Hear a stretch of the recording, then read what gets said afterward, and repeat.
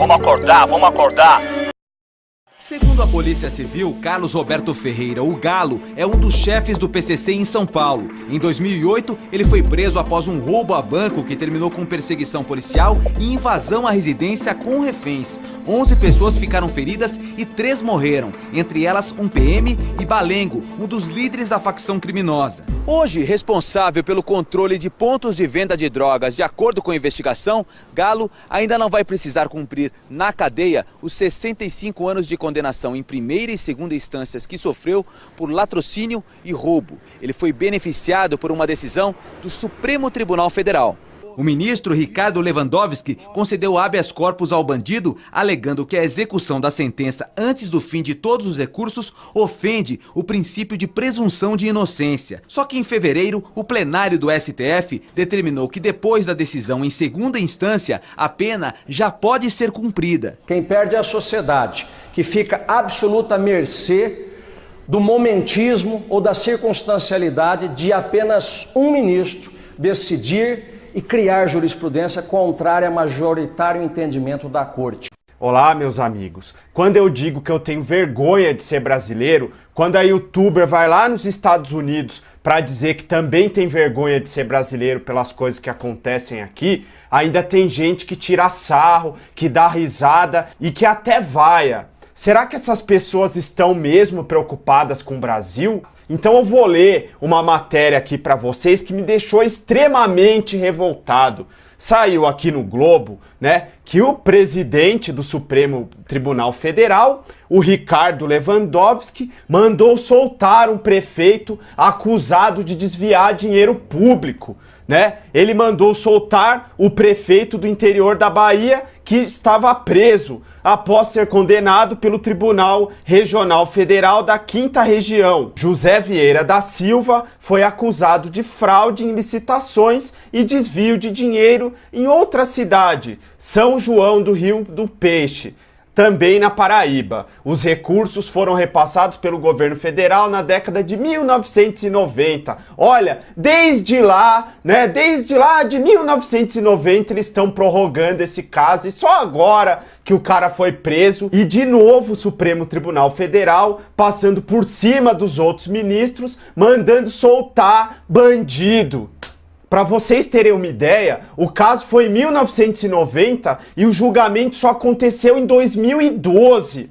Mas ele e os outros condenados puderam recorrer em liberdade. Ou seja, eles foram condenados, mas não ficaram na cadeia, porque tem foro privilegiado.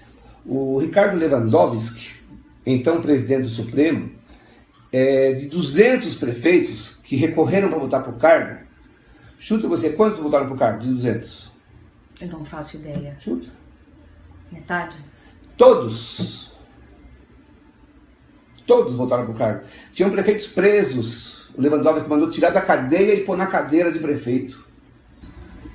E ao ser indeferida a minha liminar, aí começou a me causar uma revolta muito grande. E novamente os advogados vieram falar comigo. Falaram assim, olha, você não pagou, você não fez, perdeu. Falei, mas como? Todos os prefeitos voltaram para o cargo. Você não pagou. O senhor chegou a perguntar se os outros prefeitos pagaram? Não, mas parece meio óbvio, né? O prefeito está preso, está em cárcere, está preso, e o Lewandowski tira o sujeito da prisão e põe na cadeira de prefeito. Falei, pô, meu caso é tão simples, acusação tão frágil quanto a minha, eu vou voltar logo. E fui ao CNJ, fiz a denúncia formal. Faz uns 15 dias, até hoje ninguém me chamou no CNJ para nada, nenhum contato. O senhor protocolou a denúncia formalmente, tenho uma cópia contigo. Tá. E até hoje nem contato. Por mais grave que seja, estou denunciando o ministro do Supremo. Em razão disso, eu tomei a iniciativa de procurar a Polícia Federal e também a revista Veja e a Folha de São Paulo, lá em Brasília. Eu falei com a assessoria do Daiello, do Leandro Daiello. Eu fui na fonte. É tão impressionante que conversei com a assessoria dele, depois que eu protocolei a denúncia, dei uma cópia para a assessora dele, chamada Karine, e falei, Karine, é muito grave, explica para o diretor da Polícia Federal, esse crime está acontecendo agora, o flagrante está acontecendo, se ele agir hoje, Ele prende em flagrante os criminosos que estão negociando sentença no Supremo. Portanto, Karine, eu vou ficar aqui no hotel Kubitschek o dia inteiro esperando para vocês me chamarem para eu colaborar nessa investigação. Nem sinal. Há 18 meses, a população de São Paulo vê crescer os índices de roubos no estado. São assaltos às residências, às pessoas nas ruas e saidinhas de banco. Uma delas aconteceu ontem, mas antes que conseguissem assaltar este comerciante, que havia sacado quase R$2.000, os bandidos foram surpreendidos por um PM à paisana.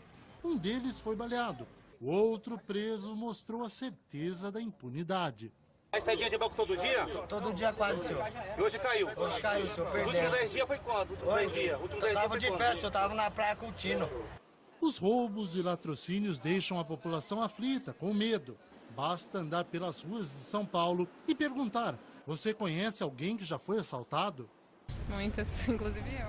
O senhor conhece alguém que já foi assaltado? Eu?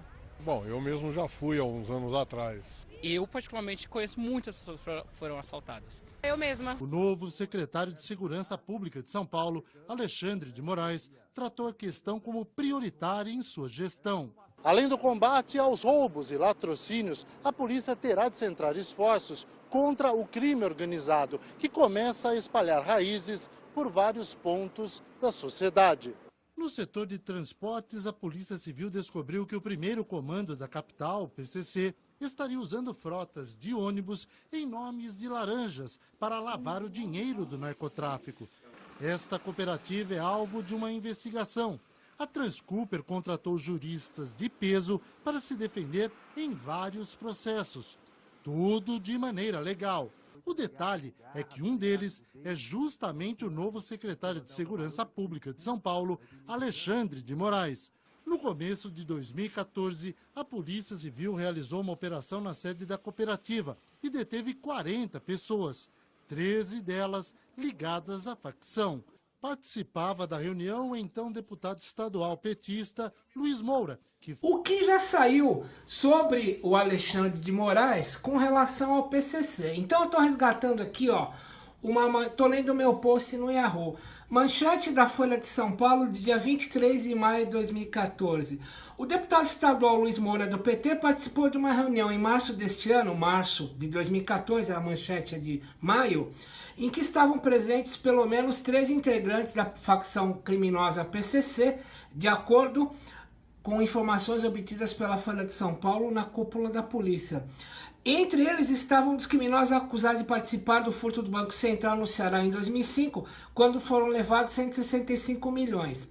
A reunião ocorreu na sede da Transcooper, zona leste da capital, cooperativa da qual o deputado faz parte, segundo documentos da Junta Comercial de São Paulo. Disse a Folha de São Paulo: a Transcooper tem permissão da prefeitura para explorar linhas de ônibus em 3 áreas da cidade.